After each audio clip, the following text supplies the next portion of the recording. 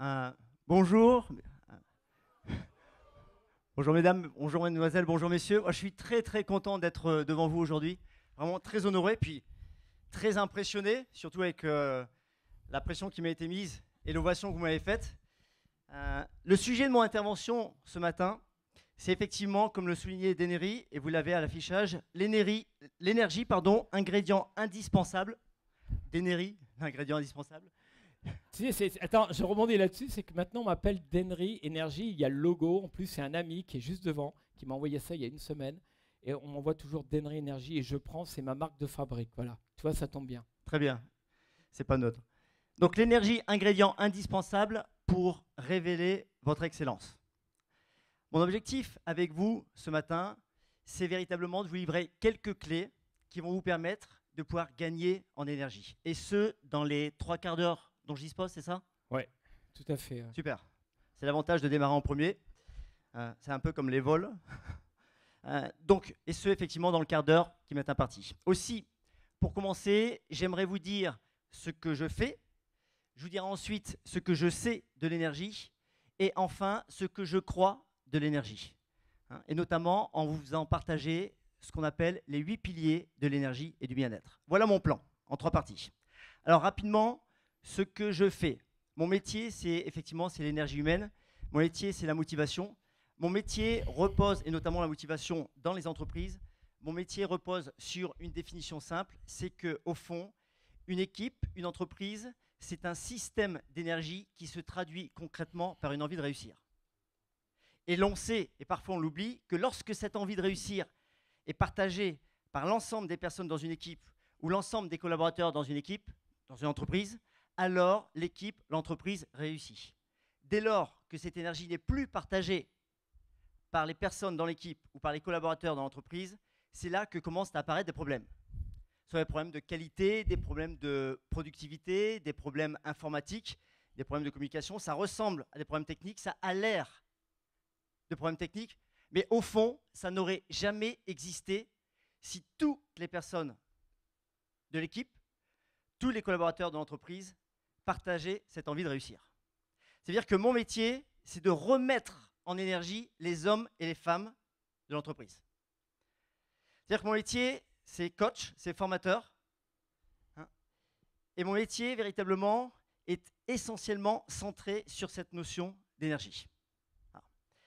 C'est-à-dire qu'on m'appelle pour permettre justement de pouvoir débloquer des situations. Et le premier levier sur lequel je vais intervenir, c'est ce levier énergie. C'est-à-dire que sans énergie, on ne peut rien faire. Vous le savez, on peut avoir des compétences, on peut avoir des connaissances, on peut avoir une stratégie. L'énergie, c'est vraiment l'ingrédient indispensable pour réussir, quel que soit le domaine, le secteur d'activité. Donc voilà, ça veut dire qu'au fond, je suis un remetteur en énergie. Voilà ce que je fais. Maintenant, ce que je sais, c'est que l'énergie, c'est effectivement, on le soulignait à l'instant, l'ingrédient indispensable. Ça veut dire que quand on dit ça, on veut dire quoi?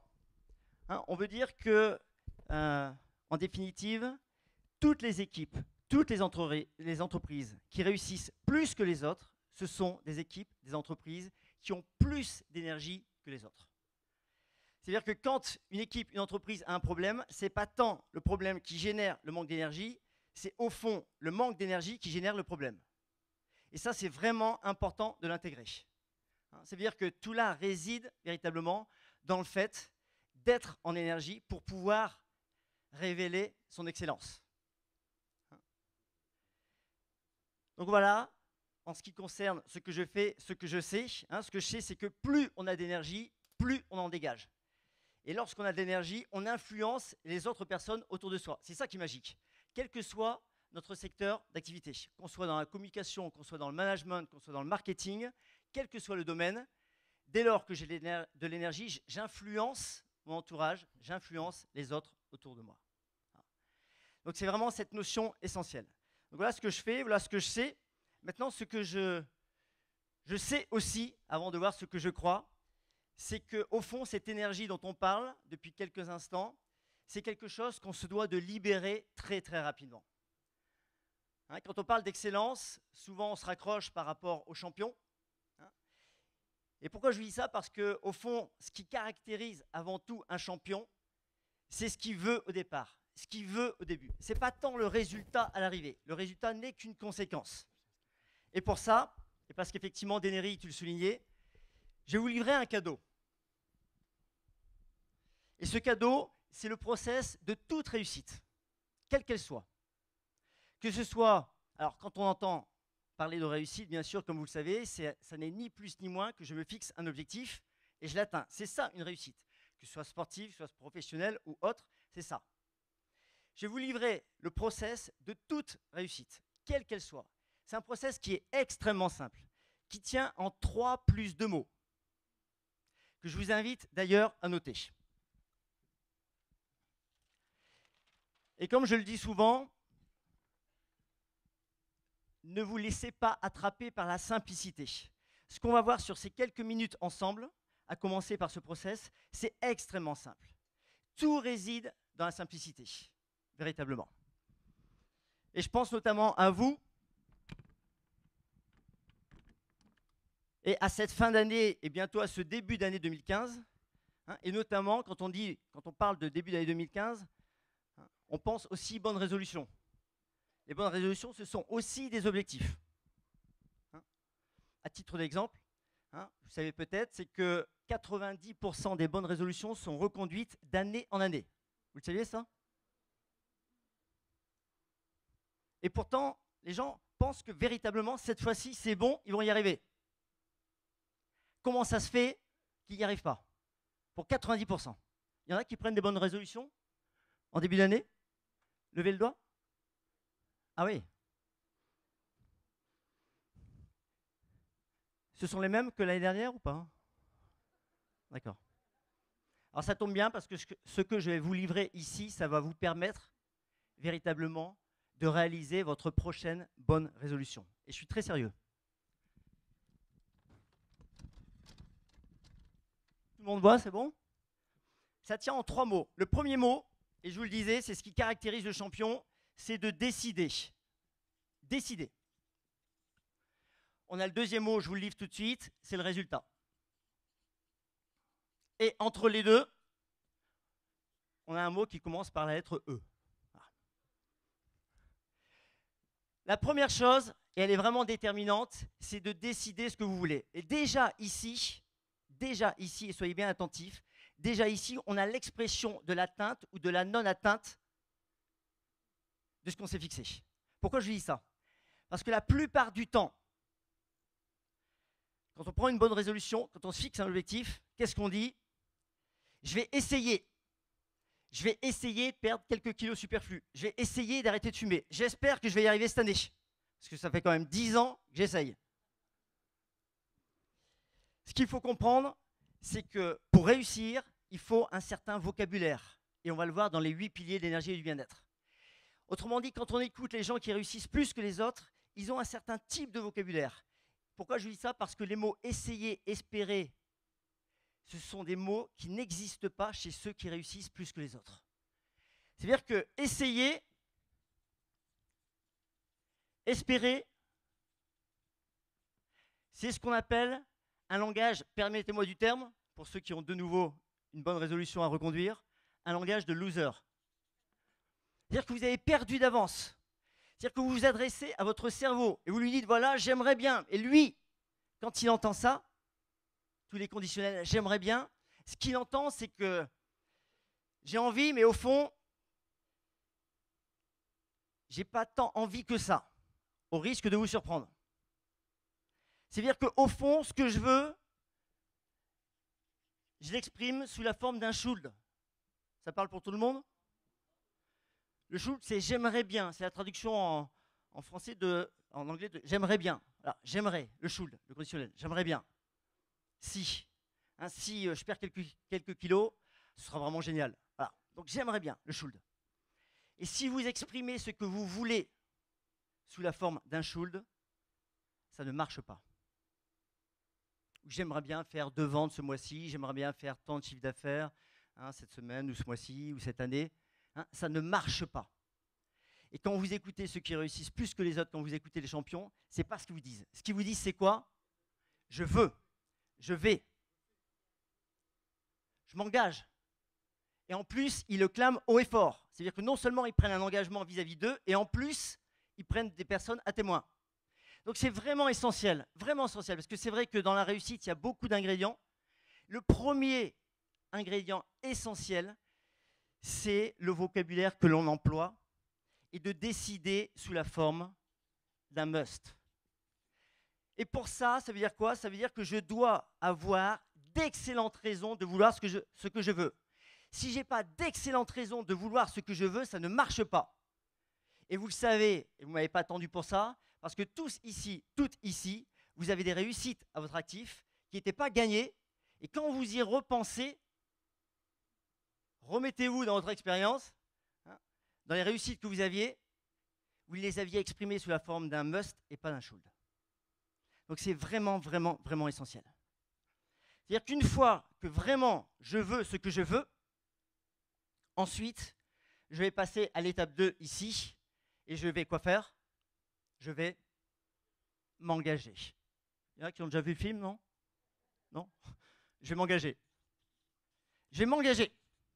C'est-à-dire que ce qui fait vraiment, et vous le savez la différence, ce sont les actions que je vais engager, que je vais mener.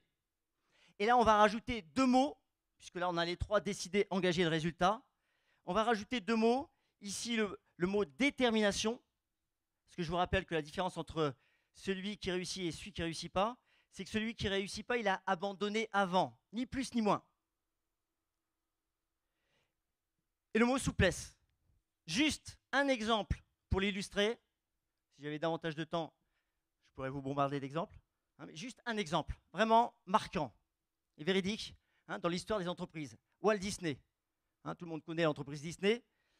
Walt Disney, à l'époque, il avait un concept très particulier, qui est celui qu'on connaît, qui est je paye l'entrée et j'ai accès à toutes les attractions. D'accord? Autant que je veux, du matin au soir. C'était un concept novateur, puisque à l'époque, ça n'existait pas, et à l'époque, on rentrait gratuitement, et après, on payait à l'attraction. Et pour son projet, il lui fallait une banque qui le suive, hein, parce qu'il avait besoin d'argent pour ses investissements.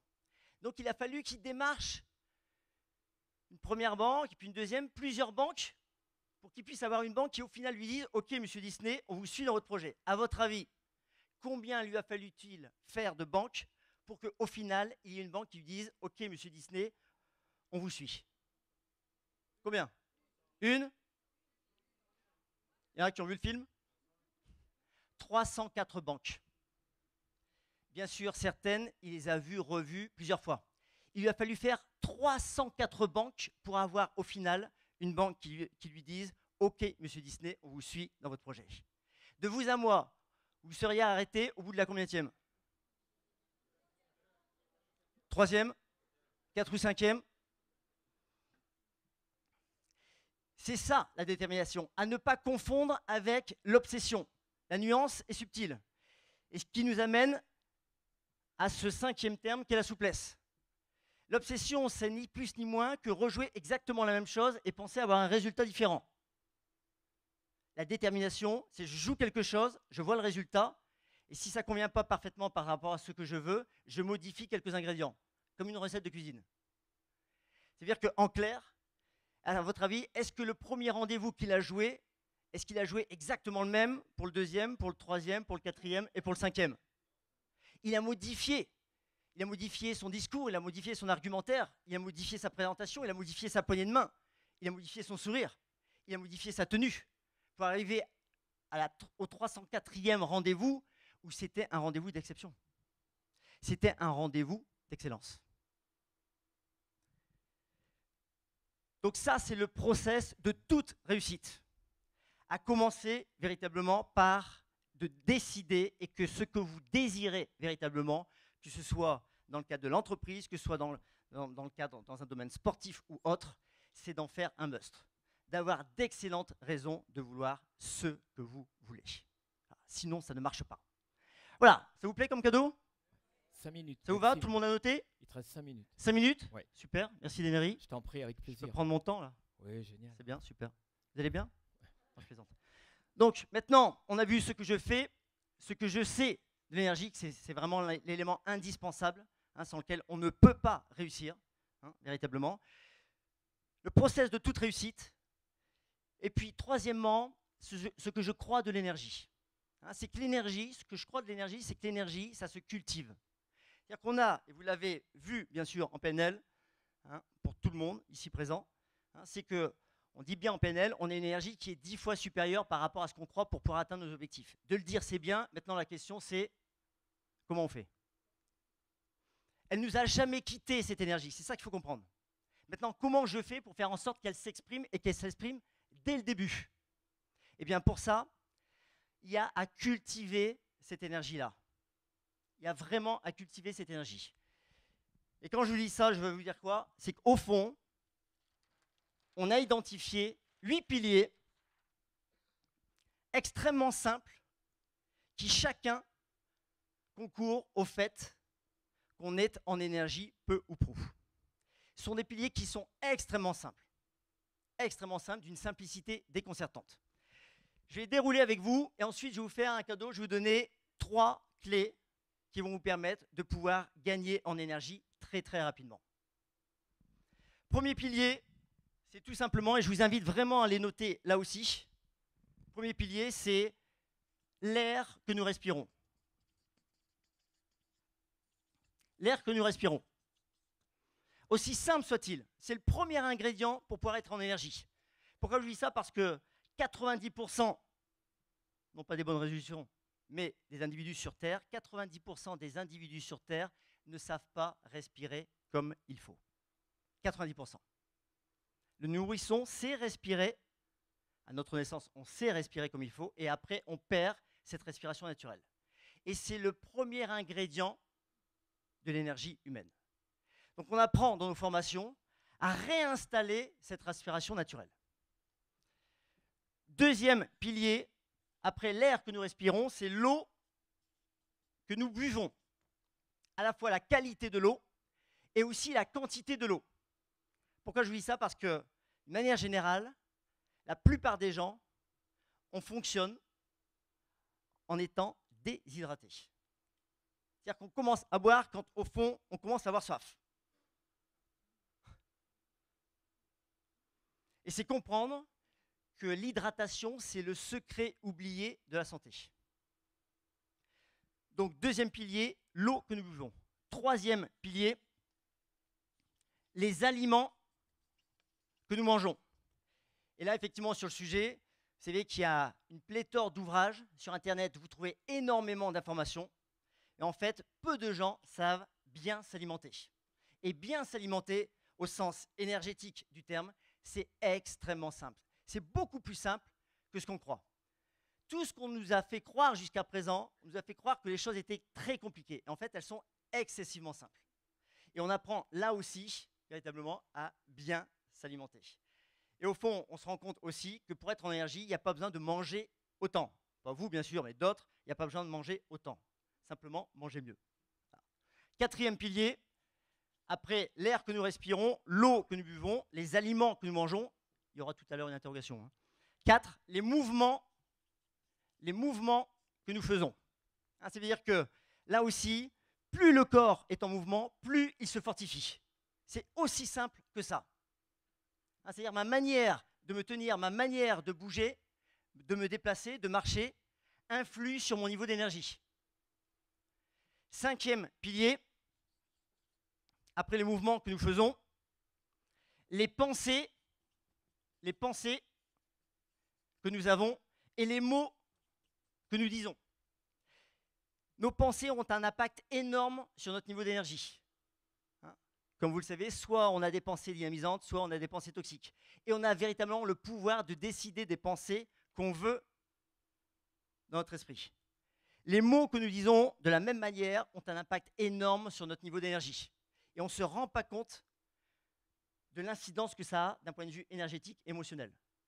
Donc là aussi, on a des trainings qui permettent justement de pouvoir se focaliser sur des pensées positives et aussi d'utiliser et d'être attentif aux mots que l'on emploie. Être attentif aux mots que l'on emploie. De la même manière, être attentif aux aliments que l'on mange. 6, après l'air, après l'eau, après les aliments, après les mouvements, après les pensées et les mots. 6, les relations que nous avons. Notre environnement relationnel, et plus large encore, déjà notre environnement relationnel a un impact énorme sur notre niveau d'énergie.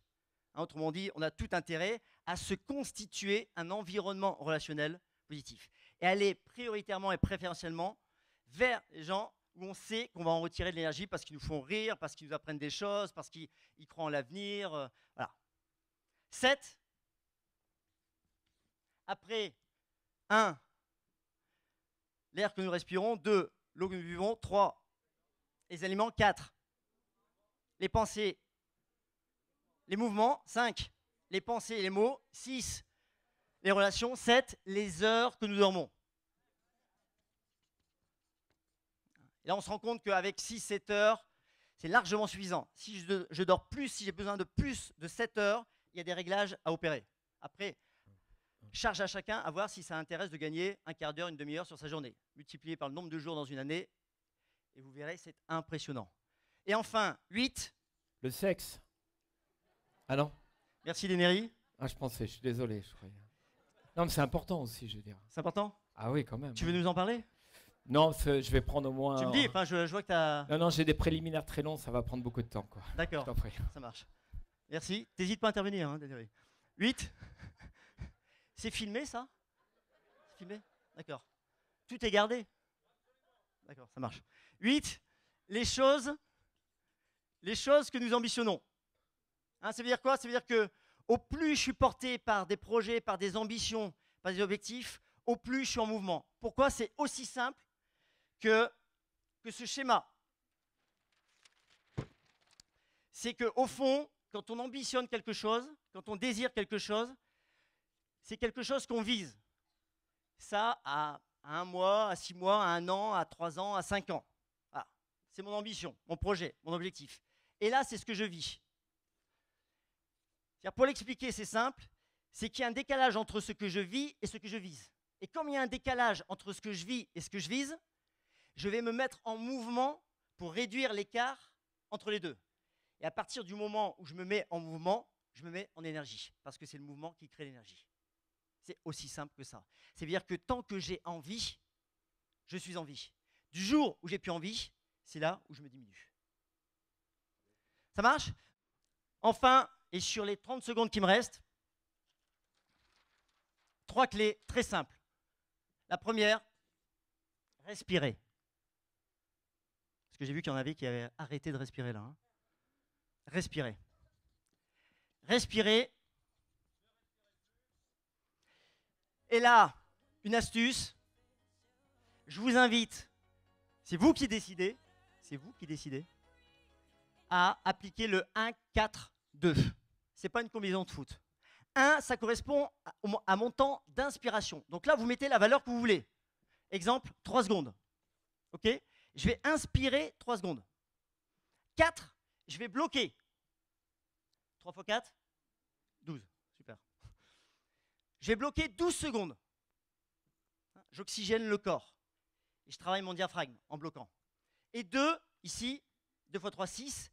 J'expire 6 secondes. Et ça, vous le faites 10 fois et 3 fois par jour pendant 7 jours. C'est la prescription. 3 fois par jour pendant 7 jours. Au niveau sexe, tu veux dire? Oui, t'en parleras, tu verras, tu auras du temps pour ça. T'inquiète pas. T'inquiète pas, ça va bien se passer. Mais j'aime bien ta façon de penser. Là, j'ai une blague là-dessus, je vous garantis. Non, c'est bon. Non, c'est vrai? Elle est top du top. J'ai ouvert la porte, donc il faut que tu... Je peux? Bon, allez, rapidement. Je vous la raconte vite fait alors. En fait, rapide, c'est l'histoire de Toto. Ça se passe pendant un cours de maths. Voilà. Il y a la maîtresse qui est dans le système des additions, des soustractions, etc. Et puis, la maîtresse pose la question suivante aux élèves, dit voilà, il y a 3 oiseaux qui sont assis sur une branche en train de papoter. Il y a un chasseur et le chasseur tire sur un des 3 oiseaux. Combien reste-t-il d'oiseaux? Alors là, tous les bras se lèvent dans la classe, et puis y compris le bras de Toto, qui lève le bras comme ça. Et pour une fois que Toto lève le bras, La maîtresse qui dit génial. Elle s'approche de Toto. Oui, Toto. Et là, Toto répond bah, il n'en reste plus, madame. Comment il n'en reste plus? Bah non, parce que les deux autres se sont envolés avec la détonation. Hein? Ah, d'accord. Mais c'est pas ça, Toto, mais j'aime bien ta façon de penser. Vous imaginez, pour une fois que Toto lève le bras, il se fait renvoyer dans ses 18 mètres. La maîtresse poursuit le cours, arrive à la sonnette de récréation, les enfants sortent de la classe. Et puis Toto s'apprête à sortir. La maîtresse est en train de préparer son tableau pour la reprise. Et juste avant de sortir, il y a Toto qui s'adresse à la maîtresse qui dit « Madame, madame ». La maîtresse se retourne. « Oui, Toto, est-ce qu'à mon tour, je peux me permettre de vous poser une question ?» Elle a en tête, il y a quelques instants, le fait qu'elle l'avait envoyé un peu balader. Elle dit bah, « Je t'en prie, mon enfant, dis-moi. » Il dit bah, « Voilà, ça se passe dans un salon de thé. Il y a 3 dames qui sont assises sur une banquette en train de prendre une glace. » Ouais. Il y en a une qui la croque, la deuxième qui la suce, la troisième qui la lèche. Où est la femme mariée? Putain. Elle s'attendait à beaucoup de choses, mais pas à ça. Donc elle n'a pas d'autre choix que de réfléchir et de donner une réponse. Elle réfléchit, puis elle se dit c'est celle qui la suce. Ah non, madame, c'est celle qui a une alliance. Mais j'aime bien votre façon de penser.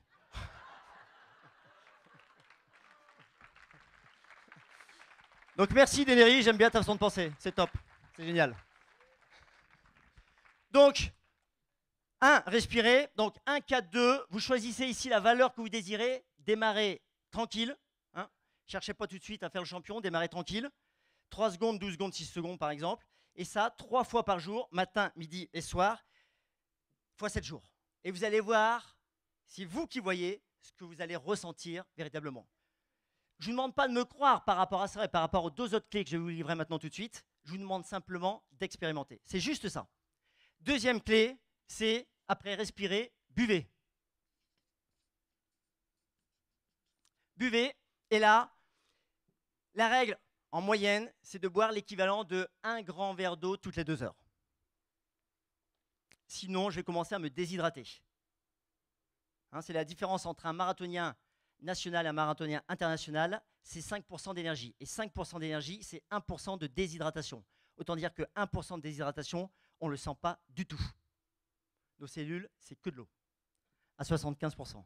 Donc, buvez, buvez. C'est le secret oublié de la santé. Buvez. Enfin, troisième, et j'en termine là-dessus, troisième, et c'est le plus difficile, souriez. Souriez. Souriez. Et là, je vous invite véritablement, pendant une semaine, vous mettez devant une glace, 3 fois par jour, pendant 1 minute, et vous vous souriez. Pendant 1 minute. Au début, sur les premiers instants, vous allez paraître un peu stupide et vous allez voir ce que ça va générer. Et vous le faites là aussi 3 fois par jour pendant 7 jours et vous allez vite ressentir les effets bénéfiques. Sur ce, je vous ai trouvé formidable, j'ai trouvé qu'il y avait une belle énergie et je vous salue d'abord. Merci beaucoup. Il s'appelle Maxime Retour.